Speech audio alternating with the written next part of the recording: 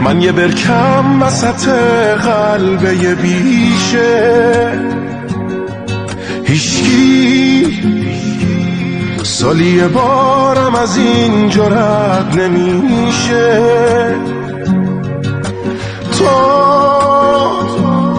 از دل دریای شور، از یه جای دور اومدی، خوش اومدی ماهی خسته.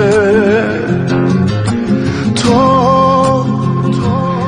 وقتی رد شدی از این برکه تنها، من آرزوم شد برسم یه روزی دریا، باز واسه دیدن تو، واسه رسید